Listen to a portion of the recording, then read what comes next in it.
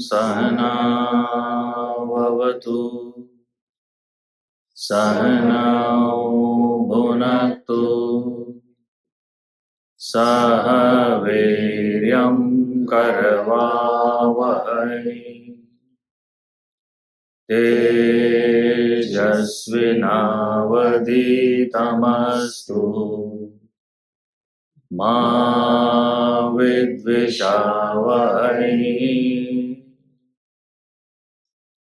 Om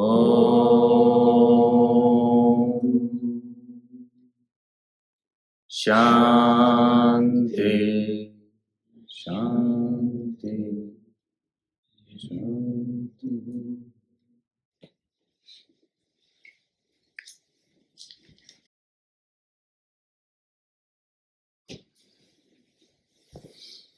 So, the perfect human being, Sthita Prajna, Sthita, steady, Prajna, wisdom.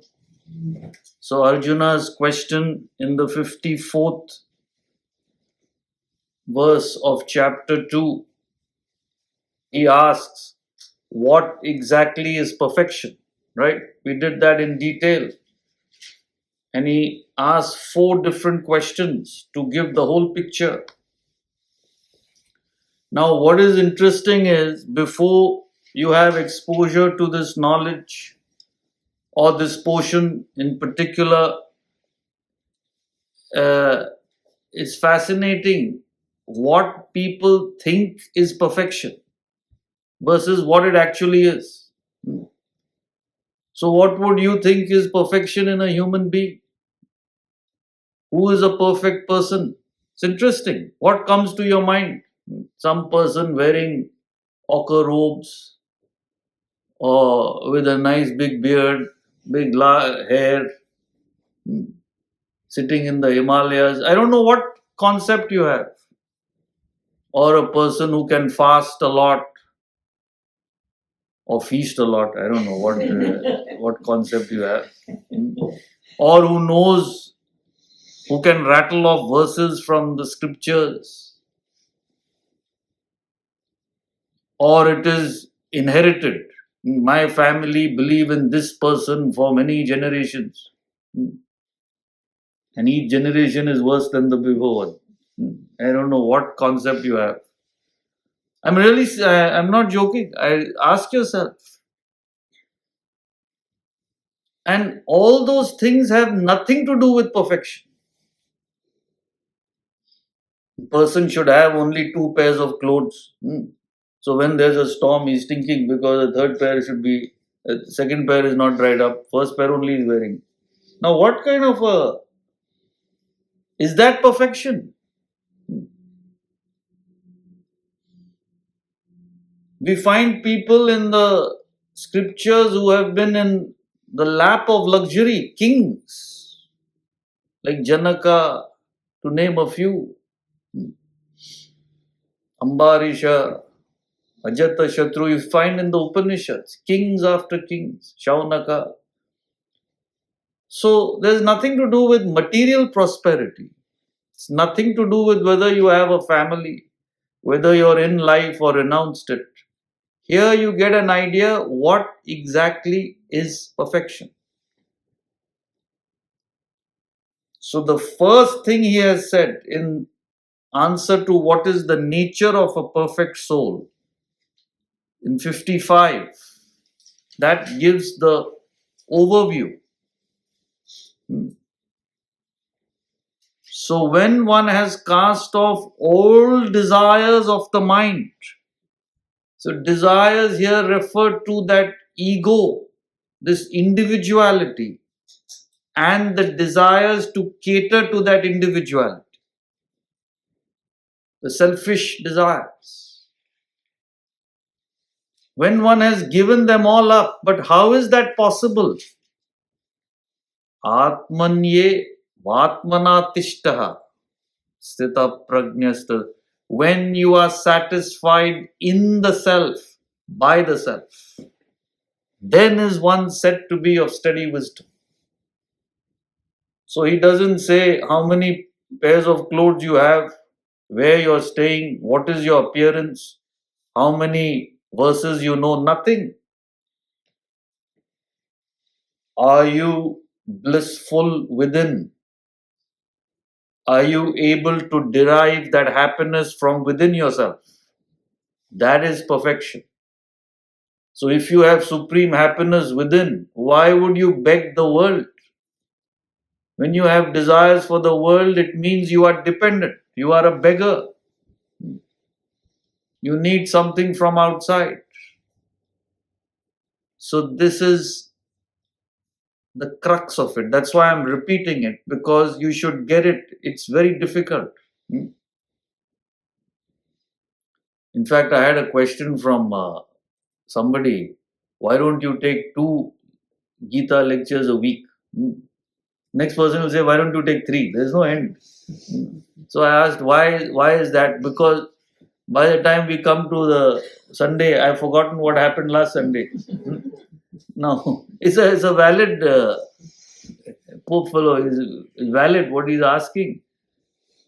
The knowledge is so volatile because this is such a small part of your personality right now. Hopefully, it will grow. But as soon as this hour gets over or your study gets over, you're completely clouded by those desires and attachments. They take over in a second.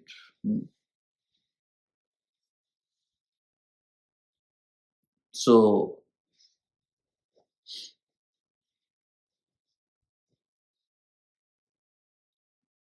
you must understand.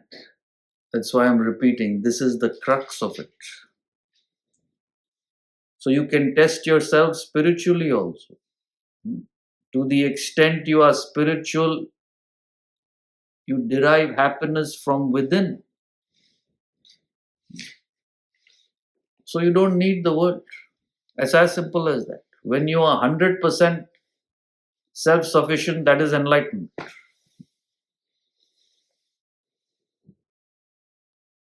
So, in fact, we'll come to that in the 57th verse. He says, even though you are happy within, you're dynamic. He's everywhere. So, you act, but your action itself gives you happiness. So, you're still happy within. It's not that you need something out of the action. That should be your life.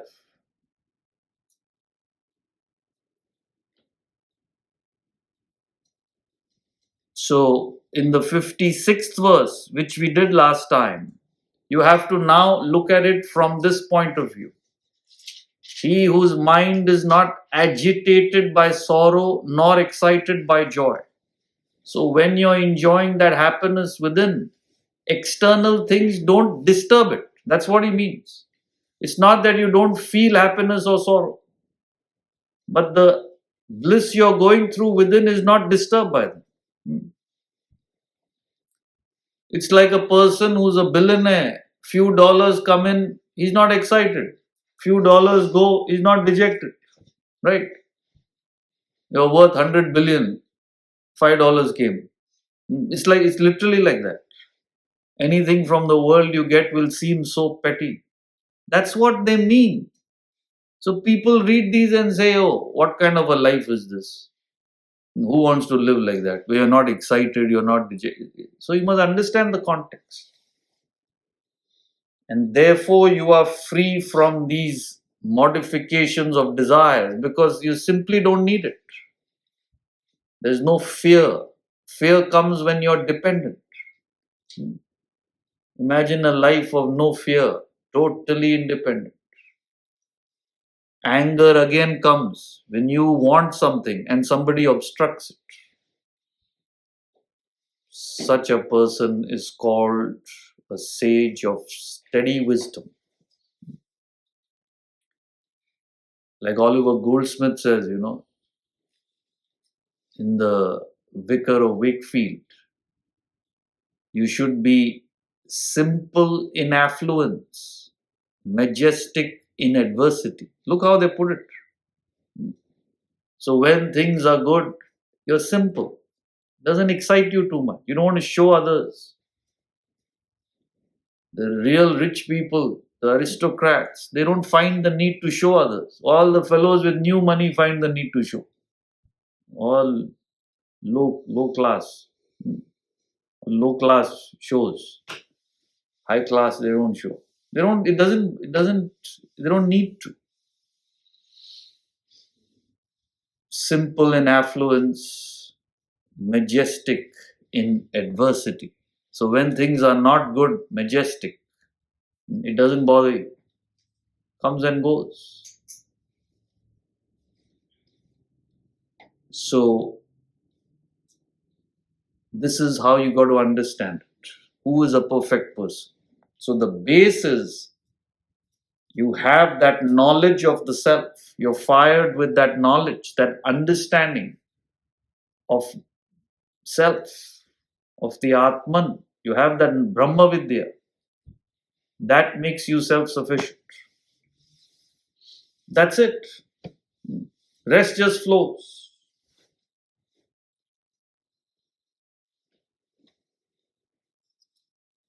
So these two verses are clear. Before we move on to the third question, how does he walk? In the sense, how do they react to external situations, environments? Gautamji, I have a question related to 56. Yes. You said last week to the extent you are not dependent, you're not affected by the world. So, not dependent is self-sufficiency. How do you develop that self-sufficiency? If your answer is going to be to develop the intellect, do you mean subtle intellect? Because if my answer is going to be this, do you mean that? You ask your question, no. If you answer, again multiple choice you're giving. I don't want multiple choice. If your answer is A, then is it B? If your answer is C, is it D? You ask your question. What is your question? You said self-sufficiency. How do you what do you mean? How do you develop self-sufficiency? That's your question. That's it. No A, B, C, D, E, F, G. So, see, what happens is when you gain the knowledge, this knowledge of Vedanta, your thought starts going towards the higher, right? That thought towards the higher itself produces bliss. Because what produces sorrow, you have to understand the opposite. It is your thought force towards the world which is sorrow. Thoughts towards the world means desires. And unfulfilled desires is sorrow, right? In other words, selfish desires produce sorrow. It's as simple as that. So if you can keep your mind on something beyond your selfishness, automatically the mind becomes peaceful, which is happiness, which is permanent, to the extent you can keep it. You understand? This is it. This is the secret. Everybody asks, what is the secret to happiness? This is it. Such a simple thing. Nobody's taught it. From the time you are born, you are brainwashed to believe it is selfishness that will produce happiness, catering to your selfishness. Who's taught anything else? Have you ever learned it is unselfishness that will produce happiness in your life? Who's taught you that? Because your parents are selfish, their parents were selfish. Whole world, nothing to do with your parents. So this is the secret. Like Edward Carpenter said, never before could I have believed it, but I see it all now. There is no happiness unless you have clean drop thinking of yourself. This is it. You cannot be happy unless you have clean dropped. So you analyze. What produces sorrow is I. My. What can I get? My children, my anything. immediately you're in sorrow. In your relationships, minute you think of asking the person, do this for me, gone, sorrow. You stop asking, you're happy. You get it? So, intellect, in the sense, only the intellect can keep your mind on the higher, right? That is what, so it's the same thing. As you develop with the knowledge, the intellect grows, keeps your thoughts on the higher. Without intellect, you can't do it because the mind will slip into its selfishness. Get it? This is what happens. So that's why I said, if you can't think of the self, at least think of something higher in your life, right? You're a doctor. How can I think of my patients? Think of their benefit. That's it. Not sending them, making them do unnecessary procedures and tests and all for the sake of your hospital, right? It doesn't work in the long run. Nobody understands. You will lose the patients. You will lose your credibility. So that's what happens. Clear? So if you can understand just this one thing, that it is unselfishness that produces happiness, it is selfishness that produces sorrow, the whole world will be different. Even if 2% of the world's population took up to this, why do you think we keep trying to expose it to more and more people? You will be happy, those around you will be happy. What else you want? Those whose lives you touch, they'll be happy. First person who will be happy is your spouse. You leave them alone, right?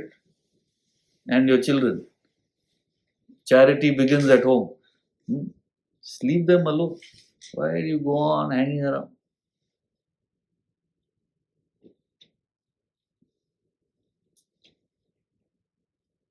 Yeah, Shreyas.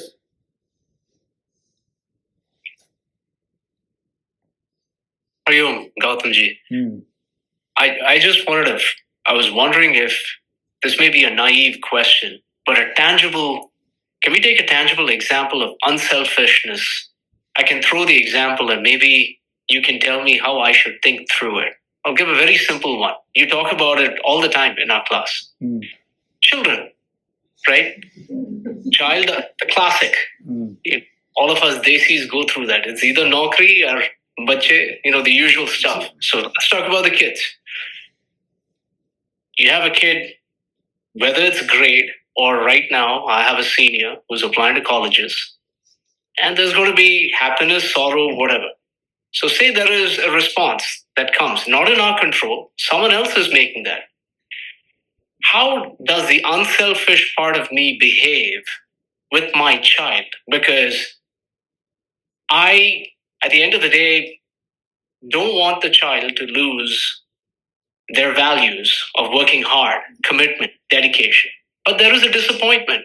You said last class, obstruction of desire leads to anger. It leads to sorrow too, right? Case of a child. So how does one behave unselfishly in a situation like that? How would I? First of all, you are agitated because you are selfish. My child didn't get into that college. What about the other person who got in, who was better than your child? Why don't you feel happy for that person? Why are you only feeling sad for your child? That itself is gross selfishness. Got it. Right? So you got to look at it like that. So as far the whole thing is selfish. My child should be happy. Other children, let them go. So what were all these in the last few years? There were all these scandals, right? Celebrities were caught trying to. So what is college blues? All the money in the world, everything, but another desire. I am getting all the recognition. Now my child should also get. There's a whole world. There's no limit to the greed and selfishness. So same thing with your children. What is the difference? So your work as a parent is to do the best you can as an obligation to your child. Right? Because you produce the child. You're not responsible for all the world's children. So I'm not asking you to look into the whole world's children. You don't have the capacity to do that. Or the education. As you grow, you will look into others also. But let me do the best I can do for the child. And that's it. That is what should satisfy you, that I did what I ought to do. Now, what comes out of it? Your child can be on the lowest end of the grade or the highest. Nothing to do with you. You did what you could with no expectations in return. That's how you do it. That is parenting. Is there a way to calibrate if you know you are actually doing your best? No, that you have to decide for yourself what best you can do reasonably. I know a set of parents who I told them, they asked and I told them that, look, you don't have to take loans and all this and destroy your life. Tell the child this is the best you can do. If there's choice of school you cannot afford, you can't afford. That's it. But they couldn't say no. And they destroyed themselves financially. And now they regret. The child couldn't care less what you pay off the loans or whatever. I'm living my life. So, and they are in trouble. So you have to decide what best you can do, not be held hostage to others' emotions. Could be your children. But nobody has the intellect to be able to say no. So hopefully with this knowledge you'll have the intellect not to say no if it's necessary. You got to function with your intellect. This is the best I could do. Beyond that, their expectations, I am not responsible. Tomorrow they'll say, get me a Ferrari. You're going to sit and take a loan for that? There's no end to others' expectations, including your children. You use your intellect. This is what ought to do. So, nobody understands, first of all, children, what you're getting into. So, you have your life. Now you've produced other lives and you're living that life. Your education, marriage, children is done for. Now next set of vasanas. Their education, their marriage, their children is unending. This is called samsara. Layers upon layers of desires. So pay the price. If you don't have an intellect. If you have an intellect, yes, these are my obligations. This is what I can do. This is what I cannot do. Thank you. So be true to yourself. Don't fall a hostage to others' expectations, whoever they may be. Macbeth fell a prey to his wife's expectations. He didn't want to murder Duncan. He came back. And Lady Macbeth is proverbial. She told him, you wear my clothes, you wear my clothes, I'll wear your clothes. She provoked him. You know that in Macbeth. And she said, you're not a man. I'll go kill him. So she provoked him. If you can't do this, what kind of a... He went and murdered Duncan. And he never slept after that. He lost his sleep. He lost everything. So what are you going to say? What to do, my wife? What to do, my child? Where are you going to draw the line? This is what I can do to the best of my ability. Explain it to them. You care for them, but you decide what best you can do with no expectation. I did so much. Now they have to take care of me. You know how many parents here I know? Inside, deeply hurt that the children couldn't care 2 bits. Now, why do you have expectation? How much I did? And then I have to hear a lecture. Do you know what all I went through? Who asked you to go through? Did I ask? Why are you telling me? And you want something in return. Deep down, there is an expectation. So why? It's all one-sided. Remember, you do what you ought to do with no expectation. That is Vedanta. Sometimes I get a call, I'm trying to be service-oriented. I do what I ought to do. Again, I get a lecture. I'm listening. Yeah, very good. I'm very happy. But nobody appreciates me. I don't get appreciation from anybody. So I said, you did it for appreciation. That means you want to be known. You want a label, saint, so and so. Yeah. You do what you ought to do. In fact, as you learn, you will find there is no greater happiness than just doing what ought to be done. One way. Minute expectation comes, there's a sorrow. Again, selfishness. Why are you spoiling it? In fact, that's the next verse. He talks about how they react to the external world. See, it's a complete answer. Not only does it tell you what is perfection, but also how you can get there. Yeah. Praveen? Hari Om Gautamji. What is the measure of good effort if not the achievement of a result? Is it just the lack of agitation? No, the measure is that you have done the best possible action. The effect should be automatic if the action is perfect. But your eye is not on the result while you're doing the action. Right? So this is what you have to practice. So what Vedanta does in practical terms is it shifts your satisfaction from the result to the action. So you derive supreme happiness in doing what ought to be done. And that's it. And if the cause is perfect, why would the effect not come?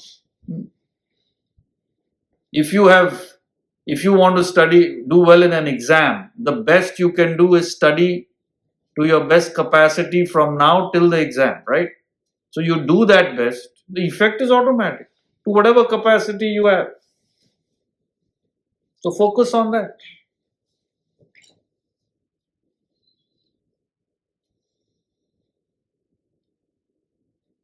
There was one guy, Swamiji talks about, his classmate. He was a brilliant student. He used to get 100 all the time, topper in the university. So one day his friends decided to tease him. They said, he never looked at the results. Never, everybody used to go, no? See, only people who are anxious will go. Have I passed? The person who knows they've done it, why will they go? So he used to never go. And those days the results used to be posted on the board. Now don't ask me why. Nowadays privacy, how can you post my results for the world to see? It will become a mad world, So,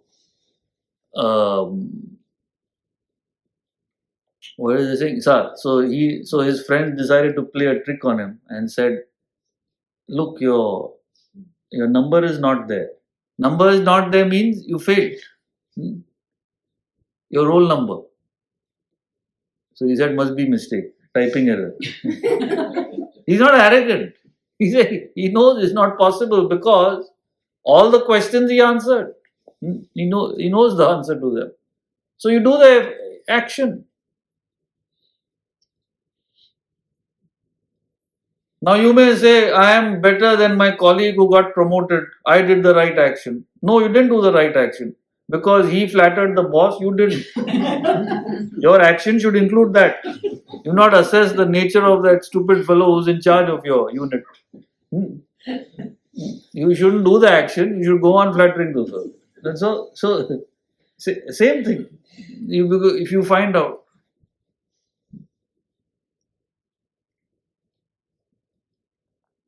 Hmm. Yes. Umesh. Gautamji,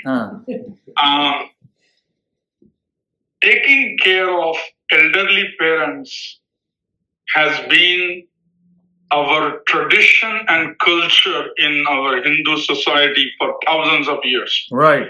So how come it becomes an expectation? This is something you ought to do. Right. So why this issue of expectation comes in? Parents will expect children to take care of them.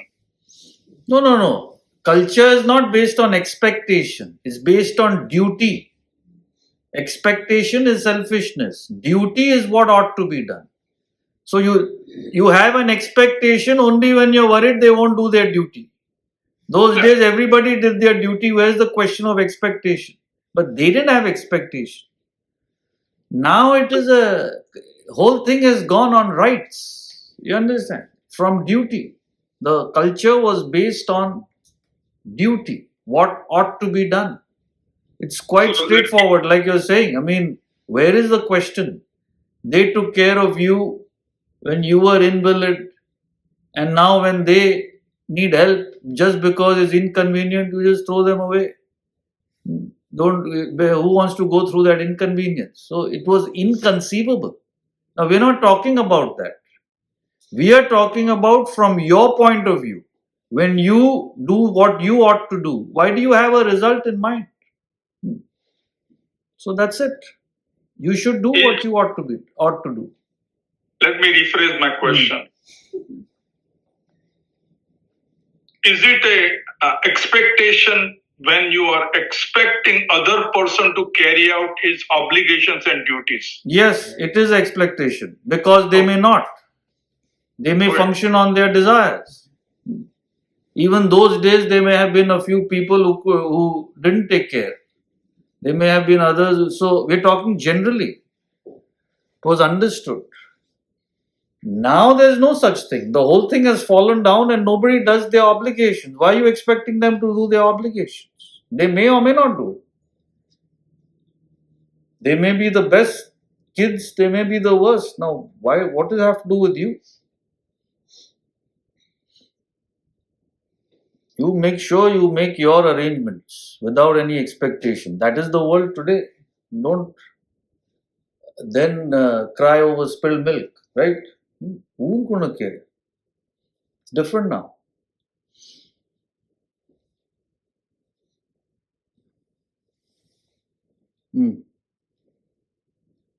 Jayu? My question is related to what Shreyas was saying. If you put in the best effort, like when you're taking care of your child and want the child to go to the college, you put in the best effort, and then the outcome is not the child going to the best college that you want. Do you just feel satisfied in saying that I put my best effort in? Yes, of course. Your child is not capable. The expectation is he should be. My child is playing tennis, therefore he should be at the same level as Federer. I see. How is it possible? He doesn't have that capacity. You've superimposed your desires upon your child. Okay. So from the day they are born, this is the problem. You've already planned their life. They'll go to this school, they'll go to this college, then they'll go have this job, and they'll get married to the person I want them to get married to. A whole life is planned. What is happening? 7 months, not even born yet. It is a limit, So it's your desires that are super. There's nothing but expectation. Khalil Gibran says that, right? You are that bow from which your children as living arrows are sent forth. They come through you, but they are not of you.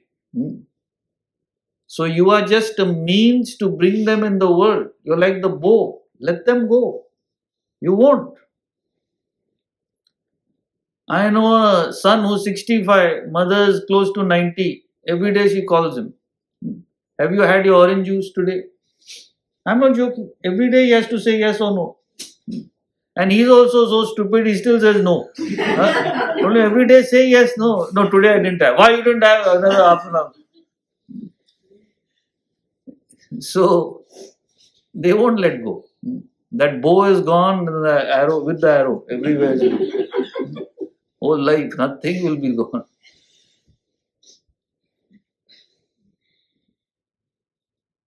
Shri Vidya. Hariom Gautamji. I completely understand what you're saying about expectation. Okay. But where does the question of worry as a parent come, right? So, as parents, we do tend to, even if we don't have an expectation, we do tend to worry. We worry for them, we worry about them, we worry for their well being. Right. So, where does that come from? Is that, and I'm questioning myself, is it coming from a place of expectation? Yes, you want them to be safe. I'm not saying it's unreasonable. Yeah, but you want them to be is different from you expect them to be. The same thing. Expecting, wanting, everything. Why are you creating now a word salad? Yeah, expecting is different from wanting. It's your desires and that's it. Finished. My child should be safe. Other people, children, who cares if they are safe or not? That's what it means. No, I mean, it's not you don't see. You're asking a question which I've been asked 1,000 times from 1,000 different people. So the answer remains the same, whether you like it or not. My child should be safe. So you will have an endless worry and anxiety. I'm not saying you should not take the precautions or whatever, but that feeling of fear and anxiety is that selfishness. My child, finished. So, same thing in this world, you don't understand. Anybody born is susceptible to pain, disease, death at any time. You just don't understand that, especially when it comes to your children. You can't conceive that they will be under any pain, disease, or even death. It's inconceivable to you. So the day you're born, you believe. After you go, they will die. Who fixed that? Who fixes that? So there's a constant worry, constant anxiety. So with Vedanta, you will do your obligation but free yourself from all these negativities. You understand clearly what this world is. It's fragile, subject to anything at any time. And you take your precautions and do the best you can. And that's it. You're prepared for anything. Otherwise, worry. There's no end. We just heard that doha of Kabir, right, in the bhajans. फिकर में ये जग मरा, फिकर है सबका पीर, फिकर को जो मार दे, उसका नाम फकीर. So who's a saint? He says this anxiety, what you're talking about, and worry is the bane of the whole world. A person who conquers that alone is a saint. That's what he says. So, with this knowledge, you do what you ought to do. That's the beginning and end of everything. And then we move on. So, in fact, in 57, he talks about that. A couple of questions quickly. Yes, Chitra? Gautamji, can you hear me? Yes. For the last question asked about worry about safety, I was more thinking that it was not expectation based, but it was attachment based. Is attachment expectation just being used interchangeably? Yes, it's the same thing. Tied to vasana? Okay. Yeah. Desire, attachment, expectation, worries, anxieties, all different facets of the same thing. Correct. Okay, thank you. Ashish? Hariom Gautamji. So the question is, at what point does what's the intersection where parents should let go of their expectations from the children in general. There is no point. It's right from the beginning. Suddenly, when they're 6 years, 7 months, 8 days, I should let go. There is no point or anything. Point is inside here, right from day one. This is what ought to be done. It will be done. Let me focus on what ought to be done. That's it. Okay. So my point, my counterpoint is that you say that okay, they came through you, so there's a responsibility of you, but then you should have a feeling for everyone, the children of the world, right? So that's where I'm getting the disconnect. That we have a responsibility. So we are talking of feeling should be universal. Correct. Why can't you feel for other children like you feel for yours? Why not? But obligations are preferential. You have an obligation to your child. You don't have an obligation to the whole world's children. So you do your obligation. That's the point. Nothing more, nothing less. Why have expectation? You do what ought to be done. Thank you. 57. Yes, sarvatra nabhisneha tat prapya shubhashubham nabhinandati nadveshti tasya prajna pratishtita. Yes, sarvatra nabhisneha tat prapya shubhashubham nabhinandati nadveshti tasya prajna pratishtita. He who is everywhere without attachment. Now look at the choice of words here. Who, having met good or evil, shubham, ashubham, neither rejoices nor hates, his wisdom is established. Tasya prajna pratishtita. Again, the test of wisdom he's giving. Arjuna's question is, who is perfect? These are the tests. Coming from a person who himself has reached that state. So, this is what Krishna states, that how do you establish the wisdom? And this is the answer to the third question. How does he walk? Which means, how do you react to external situations and environments? What is your relationship with the external world? So first thing is, he who is sarvatra. Sarvatra means everywhere. Refers to dynamism, action, production in the world. So first thing you will think of when you think perfection, a person who's a recluse, sitting meditating somewhere in some cave. First picture comes to the mind, to leave everything. No. See the choice of words. And still I don't know how so much misunderstanding. He who is everywhere means acting. And nowhere do you find this more than Krishna's life itself. You find his life, it's nothing but action and movement, dynamism. Where he was born, in Mathura, where he lived, in Vrindavan, wherever, he didn't stay there. Then he moved on, right? Then he moved on and fought the war, moved on, and did whatever ought to be done at every stage. He left his parents, went to Mathura, destroyed Kamsa, all the demons. It's all symbolic. You move and you destroy the demons. Demons means the desires, the selfishness. You have to keep moving to destroy it. You have to act, in other words. In fact, that's the next chapter, Karma Yoga. How you act to destroy these negativities. But you act Because you will say, even I act. Then the next question will come. I am also acting. Morning to evening, I go to office. They want me to leave also, I don't leave. I'm so active. And not action, I say, you don't want to go home and face that action. He thinks he wants to pull a fast one over me.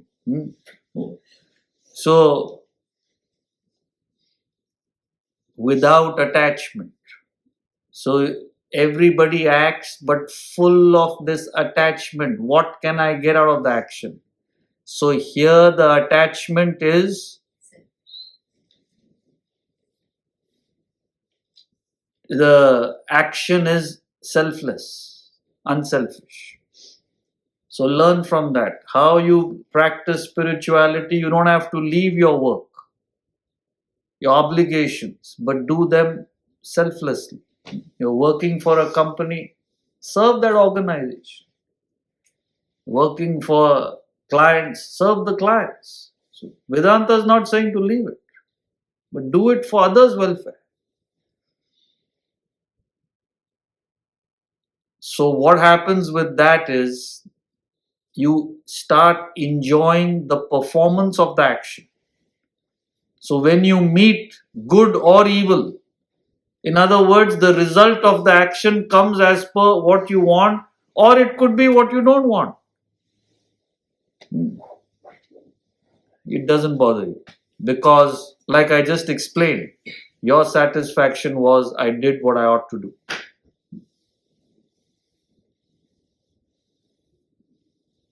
Could be like even your child, you didn't get into what they wanted. So what? You did what you ought to do. That should be your satisfaction. I fulfilled my duty.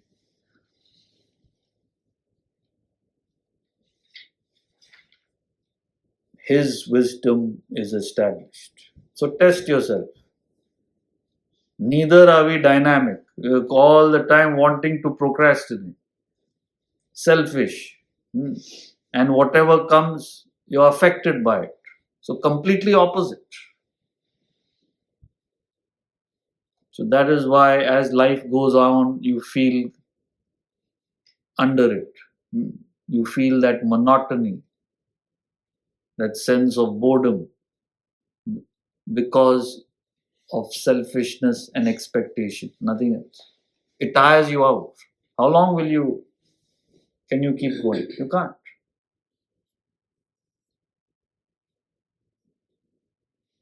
Gautamji, here neither rejoices, does it mean like no exaggerated happiness? Because if I'm successful, I'll be happy, but here. See, the very interesting, when you say rejoices, you must understand the context. The result of an action cannot give you more pleasure than the performance of the action. So it doesn't matter if you got something, you won't be jumping. Because you're already jumping inside. How can you jump higher? You'll hit the ceiling and crash, so don't do that. You see what I'm saying? So it's like saying, see, I'm teaching you all. If I really do it in the right spirit, this is what ought to be done. You have something which is useful, share it with others. That will give me the greatest satisfaction. Now suppose you come after the lecture and say, what a lecture, and I start jumping. Okay, let us both start rejoicing, Gita said. It doesn't matter. It doesn't matter if you say it's a great lecture or another person says it's the worst lecture he's ever heard.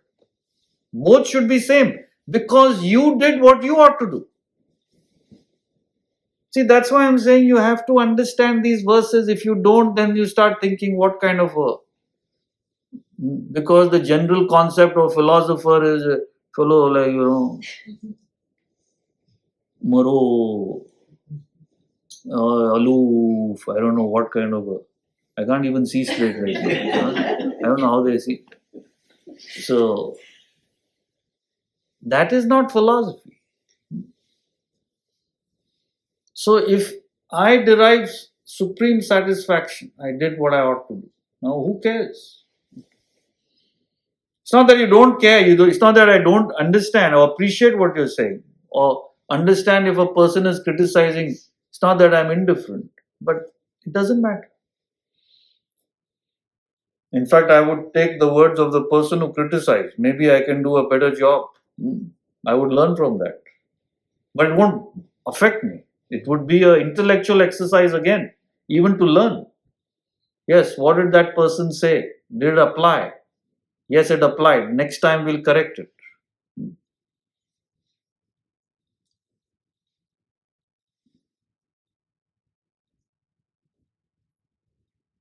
Lisa, you have a question? Yes, sir. Good morning. I would like to know, wanting children, the concept itself is a selfish idea or not? What is your taking on the topic? Thank you. Wanting children, yes, it is. It is selfish in the sense the desire for a child is a desire to extend your ego. You want your individuality to go on. So, looking at it from a philosophical, spiritual standpoint, it is a selfish action. Otherwise, if you are really spiritual, you would see everybody's children as your children. Why would you need someone to call your own? It's not that you're indifferent. But nature has made it such a powerful instinct for the survival of the species that a human being without this knowledge would find it impossible to resist that. Almost impossible. Unless they have other desires. Because I have people who told me, I want to travel the world. Children are impediment. They have more powerful, they've created other desires. That is not what we're talking.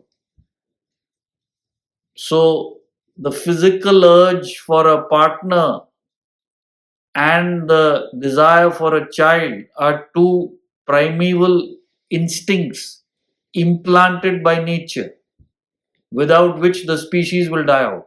You wouldn't be born, I wouldn't be born. So how is it possible? So all animals go through that. All living beings. Their whole existence is based on that. So as a human being, you have the incredible capacity to even overcome that. So when you're young, I would say for partner, it's almost impossible to overcome without knowledge. That takes a lot of years. So you can go through a partner marriage or whatever. It's very unfair to say don't do that. That's why people get a wrong concept of spirituality. In fact, in the scriptures in Indian, all the gods, goddesses are married for this reason. To show people don't worry, that's a normal thing. But to further complicate it with a child, that much intellect you can grow with the knowledge, where you will not find the need. But by the time that intellect comes, you already have half a dozen children. Now what can you do? so many people tell me, I wish I had this earlier. I would. So those of you, very few, I have found at that age you've been able to say no. But youngsters who are at the academy and few others also, even here, they've said no. I don't find the need. So it's over. It can be overcome through knowledge. That's what I'm trying to tell you. But it is self-centered. My child, and you want that I to continue. See, it's a very basic instinct in the sense, when a lion takes over a pride, you know how the lions function. The lion who's in charge of the pride, there are female lions and the kids, not kids, what do you call them? Cubs. And one other lion will come who's stronger and take over that pride.